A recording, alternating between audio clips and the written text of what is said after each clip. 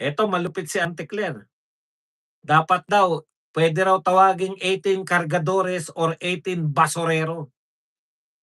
Oh, wala na naman kayo, tablado na naman kayo sa mga basurero at mga kalakal boys.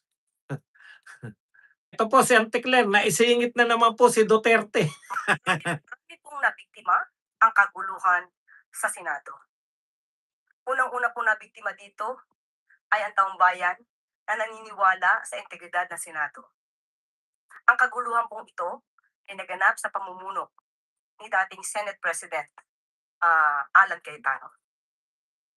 Ang mga biktima rito, kasama na po rito ang umaasa ng mga EJK victims na mapapanagot ang dapat na mapanagot.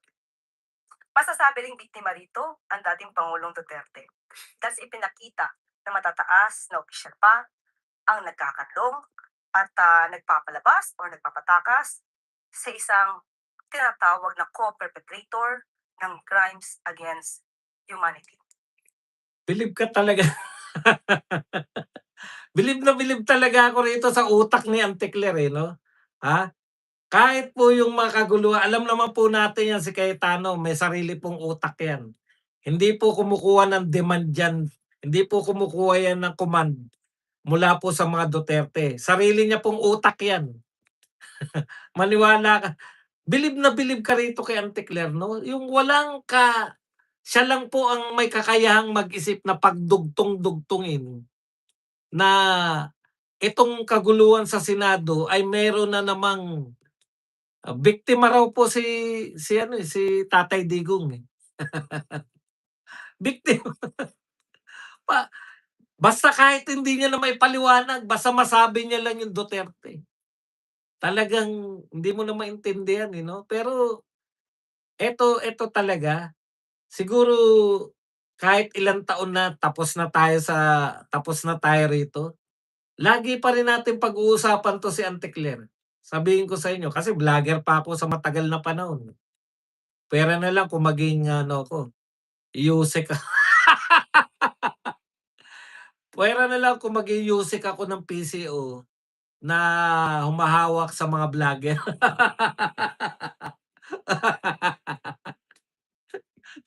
Nag-ambisyon. Kasi wala, eh, 'di ba? Walang, press conference para sa mga vlogger. Vloggers conference, wala. Dapat meron kasi sa totoo po mas marami na pong, nanonood. Sana po sa susunod na kabanata ng ating kasaysayan sa Malacanang, pag-isipan niyo po, Vice President, Marcoleta at President Sara Duterte. Pag-isipan niyo po yung proposal ko na hindi na po sapat ngayon na press conference na yung mga media lang po na mainstream media yung nabibigyan niyo ng balita at nagkakaroon ng pagkakataon. Dapat may separate na rin po na, vloggers conference. Oh, na isang vlogger po yung magbibigay ng pahayag kasi siyempre, hindi po alam ng mga hindi vlogger kung ano yung sasabihin niya sa mga vlogger, eh. Oh, dapat po may gano'n na para po napaparating talaga kasi ang problema, hindi talaga mapaparating, eh. Kung ang kausap niyo lang po ay traditional media, ngayon, 'yan talagang gusto nilang maparating. Yung mga sinasabi ni Auntie Claire, one-sided, oh. Pero po, 'pag 'yan pa rin po ang komposisyon ng media, kawawa naman yung susunod na gobyerno. Press briefing kayo ng press briefing pero walang nakakarating sa tao dahil haharangin pa rin niyang mga hindi bayarang media. Oh, 'yan, gusto niyo yung marinig, 'di ba? Haharangin pa rin ng mga hindi bayarang media yung mga tunay na ano, na balita. Hmm. Kaya Vice President Marcoleta at, President Sara Duterte, 'pag kayo na po nakaupo, pag-isipan niyo po na magkaroon din ng vloggers conference, briefing ng mga vloggers para makarating sa mga Pilipino yung tunay ninyong pinaggagawa sa administrasyon. Kasi tiyak harangin na naman yan ng ano, kita niyo po ang pinarating ng mga media noon.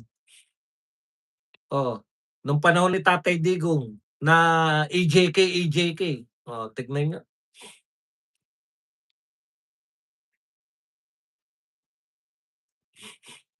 Okey.